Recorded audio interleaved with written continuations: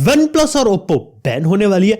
Well, कुछ समय पहले ये जो खबरें थी आप लोगों ने यहाँ पे सुनी होंगे, लेकिन अंदर की बात सच बताऊं यहाँ पर क्या है, कहानी की जो शुरुआत होती है वो होती है पिछले साल, जब 2022 के मिड में वन प्लस और ओप्पो को बोला जाता है कि आपने नोकिया के 5G पेटेंट्स का यूज किया है और उसकी टेक्नोलॉजी नोकिया की, तो आपको नोकिया को पैसा भरना पड़ेगा, नहीं तो आपको देश छोड़ के जाना पड़ेगा। और ये बात मैं जर्मनी की कर रहा हूं। तो वहां पे ओप्पो और वन प्लस ने डिसाइड किया कि कम से कम वो नोकिया को पैसे देने से अच्छा है कि जर्मनी से बाहर निकल जाते हैं, और ये घटना पिछले साल हुई थी। लेकिन अब देख के लगता है कि शायद ये जो एक्सटेंशन है शायद ये यूरोप के अंदर कहीं ना कहीं बढ़ रहा है। अब देखा तो यहाँ पे हर दूसरा फोन जो ओप्पो वन प्लस की तरफ से आता है वो एक 5G फोन होता है, और हर 5G फोन में नोकिया की टेक्नोलॉजी है, और इसीलिए देखा जाए तो यहाँ पे वन प्लस और ओप्पो को जर्मनी से यहाँ पे निकाल दिया गया। लेकिन फिर एक न्यूज आती है कि पूरा यूरोप छोड़ के जा रहा है। उसके बाद वन प्लस की तरफ से ऑफिशियल कंफर्मेशन आता है, वो प्रिसाइसली बोलते कि यूरोप में रहेंगे और यूके से वो निकलेंगे नहीं। बेसिकली यूके देखा जाए तो काफी इंपॉर्टेंट मार्केट है वन प्लस के लिए, उन्होंने ऐसा बोला। और सच बताऊं मेरे को लगता नहीं कि वन प्लस वाले यूके को छोड़ेंगे, क्योंकि देखा तो कार्ल पे की नथिंग भी यूके के अंदर की कंपनी है,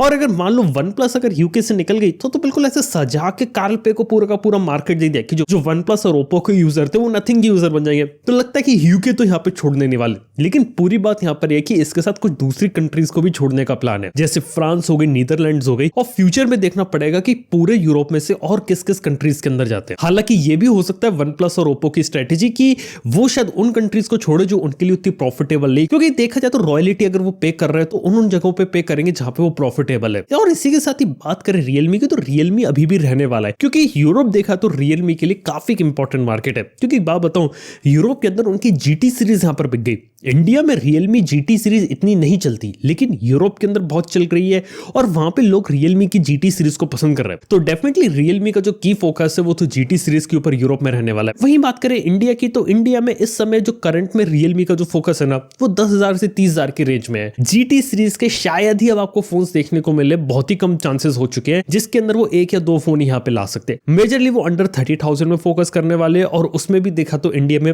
20,000 के नीचे फोकस करेंगे। लेकिन वहीं बात करें, अगर मैं नोकिया की बात कर रहा था, तो नोकिया की तरफ से एक और काफी इंटरेस्टिंग चीज आई, वो था नोकिया का प्योर UI। अब देखा जाए तो जब ये प्योर UI आया तो लोग थोड़ा कंफ्यूज हो गए थे, उन्हें लगा कि नोकिया के फोन में इस टाइप का UI आएगा, जबकि ऐसा नहीं है।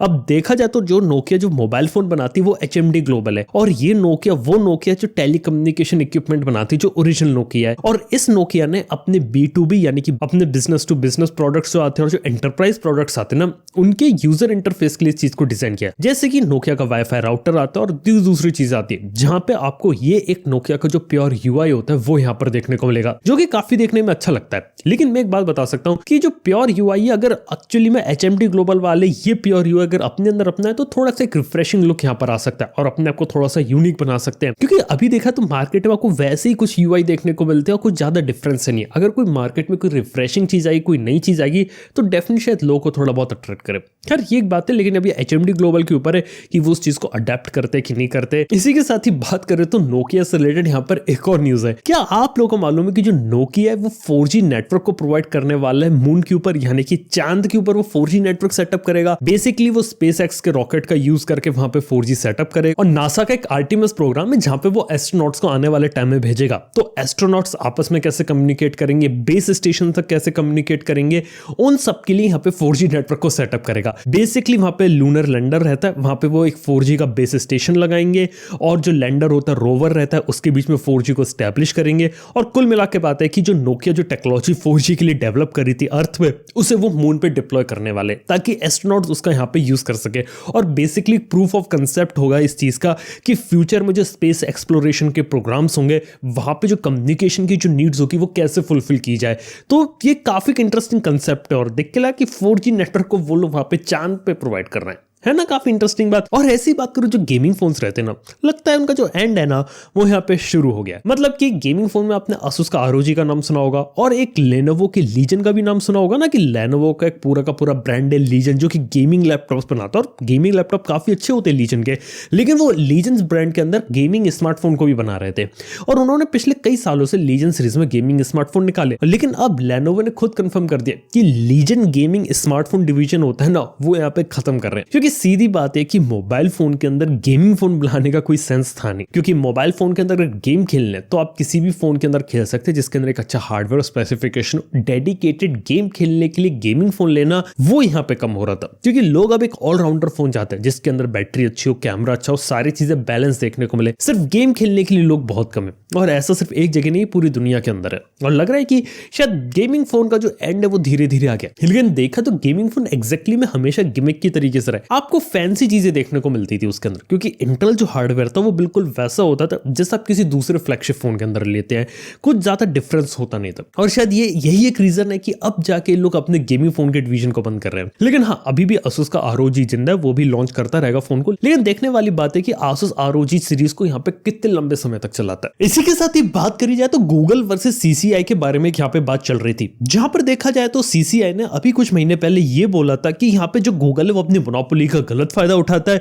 और यहाँ पे जो OEMs रहते हैं ना उनको फोर्सफुली जो एप्स रहती है ना वो यहाँ पे डालनी पड़ती है गूगल की, अगर वो नहीं चाहे तो इन सब कुछ लेके यहाँ पे मामला चल रहा था। अब देखा तो उसमें से कुछ चीजों के अंदर राहत मिल गई है गूगल को। जैसे की बात की जाए तो यहाँ पे जैसे थर्ड पार्टी ऐप स्टोर है तो वो आप डाल सकते हो, लेकिन थर्ड पार्टी ऐप स्टोर को प्ले स्टोर के अंदर डालने की परमिशन है ना वो यहाँ पे नहीं है। यानी कि गूगल के प्ले स्टोर में कोई थर्ड पार्टी ऐप स्टोर नहीं होगा, उससे आप अलग से अगर डाउनलोड करना चाहते हो तो वो कर सकते हो। तो ये एक अच्छा काम हो गया गूगल के लिए। इसके साथ ही बात की जाए तो गूगल पहले रिस्ट्रिक्ट कर सकता था अपने कॉम्पिटिटर के लिए या फिर किसी ऐप डेवलपर के लिए अपनी API का एक्सेस जो प्ले स्टोर या प्ले सर्विसेज के लिए रहती है। अब देखा जाए तो गूगल को बोला गया था कि आप रिस्ट्रिक्ट नहीं कर सकते और APIs आपको सबको देनी पड़ेंगी। उन्होंने बोला ये चीज सस्टेनेबल नहीं है, और यहाँ पर देखा जाए तो गूगल को राहत थोड़ी बहुत मिल गई है। अब देखना है कि इसका प्रॉपर इंप्लीमेंटेशन यहाँ पे कैसे होता है, कि फ्यूचर में फोन्स में आपको गूगल की एप्स कम देखने को मिलेंगी, ब्लोटवेयर्स कम होंगे, ये एक देखने वाली बात है। और थर्ड पार्टी स्टोर्स यहाँ पे किस तरीके से डेवलप होते हैं, हालांकि ये एक अपडेट आया तो सोचा आप लोगों से शेयर करूं। इसके साथ ही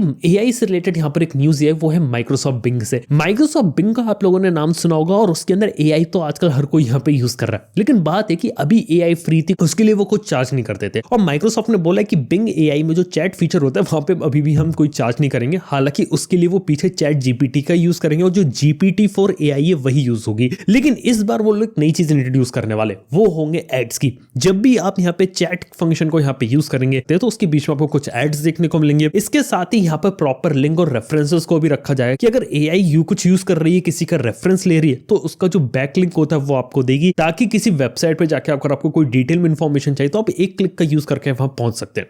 तो बेसिकली देखा है तो एक विन विन सिचुएशन है सभी के लिए, जहां पे लोगों को फ्री में AI का एक्सेस देखने को मिलेगा, जो वेबसाइट रहती है उससे वहां पे और ट्रैफिक देखने को मिल सकता है अगर उसका कंटेंट अगर अच्छा है तो। इसके साथ ही जो लोग है वो AI का यहाँ पे यूज कर पाएंगे और उन्हें कोई पैसे नहीं देने पड़ेंगे। कुछ यहाँ पे आपको स्पॉन्सर्ड लिंक्स और एडवर्टाइजमेंट्स वगैरह देखने को मिल सकता है, क्योंकि देखा तो बिंग सर्च पिछले कुछ दिनों में काफी ज्यादा बढ़ गया है, क्योंकि रोजाना उसके अंदर तकरीबन 100 मिलियन एक्टिव यूजर्स आते हैं, और ये काफी बड़ा नंबर है बिंग के लिए, क्योंकि जब से बिंग शुरू हुआ था ना इतने बड़े नंबर्स उसने कभी अचीव नहीं किए थे, और फाइनली लग रहा है कि गूगल की मोनोपोली को यहाँ पे चेंज कर रहा है। इसके साथ ही बात कर तो हाँ, गूगल बार्ड है ना वो माइक्रोसॉफ्ट बिंग के साथ यहाँ पे कंपीट करने में लगा हुआ है, लेकिन वो भी एक देखने वाली बात तो कि माइक्रोसॉफ्ट बिंग और गूगल बार्ड की जंग फ्यूचर में कैसे रहती है। अभी तक सुना है कि गूगल बार्ड इतना खास नहीं है, लेकिन अभी वो इंडिया में आया नहीं है। एक बार अच्छे तरीके से रोल आउट हो जाने दीजिए, तभी पता चलेगा बार्ड वर्सेस बिंग की जंग वो किस तरीके की होती है। क्या लगता है आप लोगों को? बाय द वे ये थी आज की कुछ न्यूज। आप लोगों इसमें से कौन सी न्यूज अच्छी लगी, कुछ ओपिनियन है तो नीचे कमेंट बताना भूल। पसंद लाइक करो, शेयर करो, सब्सक्राइब करो, चैनल को अभी तक नहीं किया तो। थैंक यू वीडियो देखने के लिए। मैं आपसे मिलता हूं नेक्स्ट वन में। Good bye.